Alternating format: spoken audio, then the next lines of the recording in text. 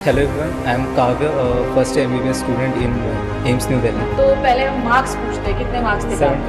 710 710 number 720 में थे। 17 घंटे पढ़ने से मुझे तो नहीं लगता कुछ फर्क पड़ता है, वो उल्टा खराब है। How many mock test are important for the NEET? Test में मेरी भी हमेशा मतलब अराउंड 650 आते थे। हाय एवरीबॉडी, कैसे आप लोग? आई होप आप सभी लोग बढ़िया और शानदार होंगे।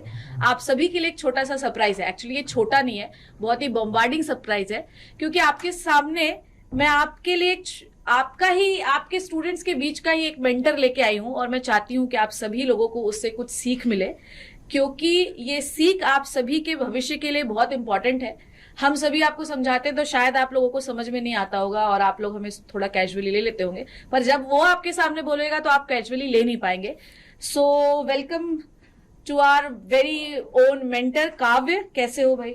अच्छा हूँ मैं। ओके, तो आज हम काव्य से ना बहुत प्यारे प्यारे सवाल पूछेंगे, जो कि एक्चुअली ये नहीं पूछ पाते क्योंकि कैमरे के उधर है, पर कभी न कभी तुम भी रहे होगे, तो तुम्हारे मन में भी ये सवाल आए होंगे। तो इनसे हम कुछ सवाल पूछेंगे और ये जेन्युइन जवाब देंगे। सबसे पहले काव्य जो है, मैं ना, हालांकि मेरा ये पूछना बनता नहीं, पर एक छोटा सा इंट्रोडक्शन बच्चों को दे दोगे तो बहुत अच्छा रहेगा। Hello everyone, I am Kavya, first MBBS student in AIIMS New Delhi. Okay, so सबसे पहले हम यहीं से शुरू करते हैं, क्योंकि आपको पता है कि 2024 के नीट का हाल क्या रहा। तो पहले हम मार्क्स पूछते हैं, कितने मार्क्स थे? 710 710 नंबर 720 में थे। बहुत ही ह्यूज स्कोर है, और आपको पता ही है कि नीट 2024 में क्या हुआ। सो काव्य ने एम्स दिल्ली में अपनी सीट जो है वो बुक करवा ली है, और अगले कुछ सालों तक वो वहीं पढ़ेंगे। कुछ क्वेश्चन हम काव्य से पूछने वाले हैं। तो सबसे पहला सवाल, अगर हमें नीट में सिलेक्ट होना है तो हमारा डेली रूटीन कैसा होना चाहिए? आई थिंक सबसे ज़्यादा इम्पोर्टेंट तो हेल्थ ही कहूँगा मैं, तो सोना चाहिए पहला तो अच्छे से। कितने घंटे? आइडियली तो 7 से 8 डेली। वीक में एक बार 3-4 घंटे सो ले वो बहुत है, बट जनरली 6 से 7 घंटे तो सोना ही चाहिए, क्योंकि लगता है कि 1 घंटा कम सो लेंगे तो चलेगा, बट 1 घंटा ज़्यादा सोना, उससे पढ़ाई इंप्रूव होगी, क्वालिटी अच्छी होती है पढ़ाई की। अच्छा, तो ये बच्चों का एक बहुत ज्यादा सवाल है काव्य। जैसे बहुत सारे बच्चों को मैंने देखा है, ऑफलाइन में पढ़ाने के दौरान भी देखा है कि जब उनसे पूछो तो वो बोलते हैं 17 घंटे पढ़े, पर मॉक में नंबर नहीं आ रहा है। हाँ। तो आवर्स ज्यादा इंपॉर्टेंट है, quality of study? Of course quality, मतलब 17 घंटे पढ़ने से मुझे तो नहीं लगता कुछ फर्क पड़ता है, वो उल्टा खराब है। सो ये तो I think self study of around 6 to 8 hours बहुत है। और सर मुझे लगता है 17-18 आवर्स तक हम कंसंट्रेट भी नहीं कर पाते हो। नहीं, क्या ही वो करते बहुत हो? ज़्यादा हो जाता है फिर तो। बिल्कुल। अब मुझे ये बताओ कि अगर मान लो ऐसे, अच्छा मुझे बताओ, फिजिक्स केमिस्ट्री बायोलॉजी में कौन सा टॉपिक है जो तुमको आज तक सबसे बेकार लगा, मतलब पसंद ही नहीं है? मतलब तुम बोलोगे कि फिजिक्स नहीं, फिजिक्स तुम्हें अच्छा था? Physical chemistry. फिजिकल केमिस्ट्री, तो फिजिकल केमिस्ट्री अगर तुम्हें वीक लगती थी तो तुमने इम्प्रूव करने के लिए क्या किया? मुझे उसमें ना कैलकुलेशन में बहुत ज़्यादा ऐसे चिढ़ आती थी सॉल्व बायो के करने हो में। हाँ, वो मैथ्स फिजिक्स की, ऑल्दो फिजिक्स में जो कैलकुलेशन होती थी वो ठीक होती थी, आराम से कोई अगर कट रहा होता था चीज़ें तो वो कट जाती थी, मल्टीप्लिकेशन सिंपल होते। फिजिकल केमिस्ट्री में डेसिमल वाले जो डिवीजन है वो होते हैं, होल कंसेप्ट। हाँ, वो डेसिमल वाले मल्टीप्लिकेशन, मुझे डेसिमल से बहुत ज़्यादा चिढ़ है। तो वो चीज़ें होती तो थी काव्य के हिसाब से डेसिमल में आंसर नहीं आना चाहिए? नहीं, वो उसको फिर उसके उसमें वो सिग्निफिकेंट फिगर वगैरह ये सब छोटी मोटी चीजें होती थी, वो बहुत ऐसे तो उसके लिए क्या किया तुमने, थोड़ा सा इम्प्रूव करने के लिए? डेसिमल वाले जो, मतलब जनरली जो कैलकुलेशन होती थी वो या तो फिर टाइम लेती थी बहुत ज्यादा, या तो मैं ट्राई करता था डेली रोज 5 से 10 मिनट अच्छे से, वो सिर्फ स्पेसिफिक उसको ही टाइम रिवाइज करने के लिए थोड़ा बहुत सॉल्व वगैरह कर लेता था। अच्छा, काव्य ना, आजकल हमारे बच्चों के बीच में जब भी हम लाइव जा रहे हैं तो एक बहुत बड़ा इशू आ रहा है कि उनके मॉक में नंबर नहीं आ रहे। वो पढ़ सब ले रहे हैं, कंसेप्ट भी रिवाइज हो रहा है, पर मॉक में नंबर नहीं आ रहे। तो क्या कारण हो सकता है? अभी मैं सेशन लेके आया हूँ एनालिसिस पे, तो एनालिसिस सबसे इम्पोर्टेंट है। टेस्ट में मेरे भी हमेशा मतलब अराउंड 650 आते थे, तो वो इंक्रीज एनालिसिस की वजह से हुआ है, क्योंकि सिर्फ मॉक टेस्ट दे के आते थे, उसके बाद ये होता था हाँ पेपर दे दिया, बट एनालिसिस के बाद पता चलता है कि वीकनेस कौन से पार्ट में। ओके, मतलब काव्य के हिसाब से आपका मॉक टेस्ट देना जितना इंपॉर्टेंट है, शायद उससे ज्यादा इंपॉर्टेंट है एनालिसिस। तो अगर आप टेस्ट को एनालाइज नहीं कर रहे हैं तो आप सबसे बड़ी गलती कर रहे हैं। आपको पता होना चाहिए कि आपकी मिस्टेक्स कौन से टॉपिक पे हो रही है और किस तरीके के क्वेश्चन पे हो रही है, जो कि हम हमेशा बोलते हैं कि पता तो लगाओ कि गलती है कहाँ, तभी उसी टाइप के क्वेश्चन हम आपको प्रैक्टिस कराएंगे। Now next question, Kavya, how many mock test are important for the NEET? अगर कोई 11th में स्टूडेंट है हाँ। तो उसको 2 ईयर की जर्नी में अराउंड 120 के आसपास, तो मतलब मिनिमम 100 प्लस, प्लस एंड अगर कोई ड्रॉपर है तो उसको 100 के आसपास, दोनों का 100 का क्राइटेरिया है। मतलब आपको मिनिमम मॉक टेस्ट जो है वो 100 करने चाहिए। तो अगर आपके पास अभी मान लीजिए 2.5 महीने बचे हैं, मोटा मोटा मान लेते हैं हम लोग, तो कम से कम 60, 70, 80 तो आपके हो ही जाने चाहिए। 100 उसके हिसाब से तो 50 लास्ट तक के तो 3 महीने में अराउंड 50 45 बहुत है। 45, 50 मतलब आप ये मानिए कि हर 2 दिन में आपको एक बार मॉक हाँ, देना और है। बीच के 2 दिन में एनालाइज करके उसको यस, तो पढ़ना मतलब भी है। मुझे अगर मैं बच्चों को ये कहूँ कि पढ़ने से ज्यादा इम्पोर्टेंट इस समय मॉक है, तो पढ़ना हाँ, तो है ही, वो तो बिल्कुल। तो Obviously. मॉक टेस्ट दीजिए, जो कि बहुत इंपॉर्टेंट है। दूसरा, एनालिसिस बहुत इंपॉर्टेंट है। अब मिनिमम आपको 45 से 50 मॉक देना पड़ेगा, वो आप अपने टाइम टेबल के हिसाब से सेट कर लीजिए कि कब देना है आप लोगों को। नेक्स्ट जो काव्य ये है कि बहुत सारे बच्चे, बहुत सारे क्या, मैक्सिमम यार, मतलब one of the toughest subject हमारे लिए तो बायो वालों के लिए फिजिक्स है। हाँ, क्या है, मतलब मुझे ये बताओ कि क्या किया तुमने। अगर 710 आए तो ऑलमोस्ट पूरे ही मान लें हम, फिजिक्स में क्या किया तुमने मास्टरी करने के लिए? बायो और केमिस्ट्री में एकदम ऐसा पढ़ पढ़ के सिर्फ हो जाता है। हाँ, तो फिजिक्स की अप्रोच कम्प्लीटली डिफरेंट है। हाँ। तो वो वहाँ दिक्कत आती है। तो वहाँ क्योंकि पेन का यूज करना होता है, हाँ। बाकी तो हम पढ़ ही लेते हैं। हाँ। सो जितना ज्यादा उस चीज को प्रैक्टिस कर पाए वही है। फिजिक्स में सिंपल से प्रैक्टिस जितना ज्यादा करो, एंड सबसे बेसिक जो है, आप जो कॉन्सेप्ट है वो क्लियर होना चाहिए। एंड जो एडवांस चीजें होती है, बहुतों के लिए दिक्कत ये होती है कि वो बेसिक नहीं समझ पाते। बहुत ही होते हैं जो एकदम डाइवर्स चले जाते हैं, हाँ। बहुत यूनिक क्वेश्चन करने लग जाते हैं। तो जो स्ट्रेट लाइन है फिजिक्स का सिलेबस कम्प्लीटली, तो बस उस पे चल रहा है। तो मुझे बताओ कि नीट का फिजिक्स का पेपर इतना टफ तो आता नहीं है? नहीं, सिंपल होता है। सिंपल होता है। तो सिंपल के लिए किस लेवल की फिजिक्स हम पढ़े तो काम बन जाएगा? मतलब कौन, तुम अगर- बच्चों को बुक बताओ कौन सी करें अपन? पीवाईक्यूज कर लो सबसे पहले, PYQs, एंड टीचर जो क्लास में क्वेश्चंस करा रहे हैं हाँ, वो। उसके बाद अगर उसके बाद तो फिर नॉर्मली कोई भी रैंडम बुक उठा लो, उसमें हो ही जाता है। ऐसा नीट का इतना स्पेसिफिक नहीं है। एग्जैक्टली। एंड जेई मेंस के क्वेश्चन सारे तो नहीं, बट अराउंड 75 अगर हो रहे, हाँ। 75%, तो दैट्स इनफ। मुझे ये बताओ, ये बच्चे जो है, मैं बहुत देख रही हूँ इस समय बड़ा ट्रेंड चला हुआ है। जैसे हमारे टाइम पे हमें HC वर्मा करवाई जाती थी, हाँ। पर अब विड्रॉल हो गया, HC वर्मा नहीं कराते। तो क्या जरूरी है HC Verma?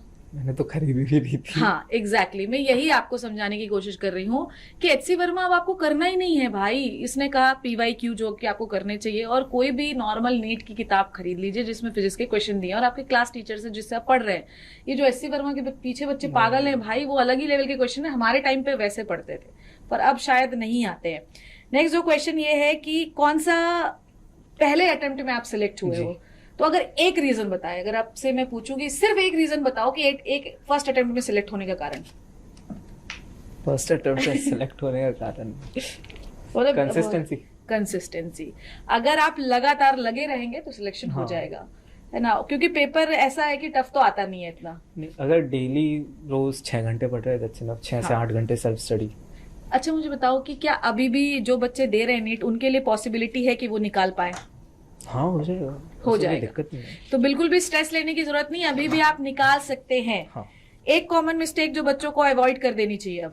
Over confidence, over motivation. Yes. मतलब ऐसा होता है कि हाँ। कोई मोटिवेशनल वीडियो देख ली, कुछ हाँ। अचानक से हो गया, एक हाँ। दिन 17 घंटे पढ़े, दूसरे दिन 16 घंटे, तीसरे दिन खत्म ही हो गए, कुछ पढ़ा ही नहीं। हाँ। तो वो खराब है। तो ओवर जो मोटिवेशन है ये बहुत डेंजरस होता है। और ये एक्चुअली ना ऑनलाइन का वर्ल्ड भी ऐसा ही हाँ, है ना? आप डालिए आई एम डीमोटिवेटेड और 10 वीडियो आ जाते हैं, तुम्हें ऐसा करना चाहिए, लोग चिल्ला चिल्ला के बोल रहे हैं। फिर जोश तो आता है, फिर ठंडा हाँ, भी हो जाता है। बिल्कुल। थोड़ा ऐसे वीडियो से जो आपको ओवर मोटिवेट तो कर देते हैं, पर अगले दिन फिर वो खुद गायब हो जाते हैं। तो थोड़ा इनसे दूर रहना चाहिए, राइट? है ना? पेरेंट्स का रोल कितना है सिलेक्शन में? बहुत ज़्यादा है। आई थिंक मैं उन्हीं की वजह से सेलेक्ट हो। मुझे कोई भी दिक्कत होती थी तो मैं हमेशा मम्मा को बोल दिया करता था कि ये हो रहा है, वो हो रहा है। टेस्ट में कम स्कोर आता था तो मम्मा ही थी जिनकी वजह से मैं नीट भी दे पाया। नहीं तो अगर वो सपोर्ट नहीं करती तो मैं तो शायद नीट देता भी नहीं। मैं बहुत ज़्यादा जल्दी डिमोटिवेट हो जाता हूँ, तो वो हेल्प करती थी हमेशा मोटिवेट करने में। नाइस। तो ये काव्य की बातों से, अगर आप ये पॉडकास्ट देख रहे हैं और आप कोई पेरेंट्स हैं, तो ये आप लोगों से बहुत बड़ी अपील है कि अपने बच्चे को सपोर्ट करिए, क्योंकि वो जिस एनवायरनमेंट में रह रहा है वहां पर बहुत ज्यादा कंपटीशन है, और जैसे वो डीमोटिवेट होगा वो अपना टारगेट और ऑब्जेक्टिव दोनों छोड़ देगा। तो आप अपने बच्चे को सपोर्ट करिए, क्योंकि सिर्फ और सिर्फ आप ही हैं जो उसको समझ सकते हैं। आपके माता पिता वर्किंग हैं कहीं जी। ओके, तो ये भी एक बहुत बड़ा फैक्टर हो जाता है कि उनका बच्चा भी अच्छी जगह पहुंचे। तो ये एक बहुत अच्छा है। OMR जब भी हम भरते हैं काव्य, तो हाँ। क्या कोई स्ट्रेटेजी होती है? मेरी तो बहुत ज़्यादा इम्पोर्टेंट थी, क्योंकि मैं बहुत ज़्यादा दुख होता है जब गलत OMR भरने की वजह से नंबर कट जाता है।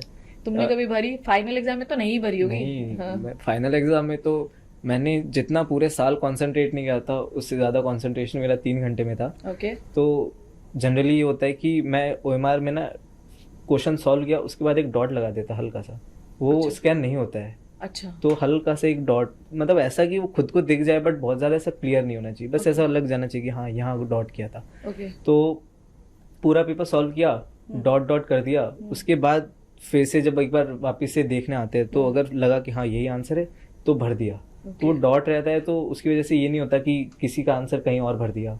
ओके, या जो हमें होता है याद कि एक क्वेश्चन स्किप हो गया, तो वो ओके। डॉट रहता है, तो दिमाग में होता है कि ये डॉट यहाँ पे लगाया था, तो मैंने ओके। पहले ये सेलेक्ट किया था ऑप्शन। ओके।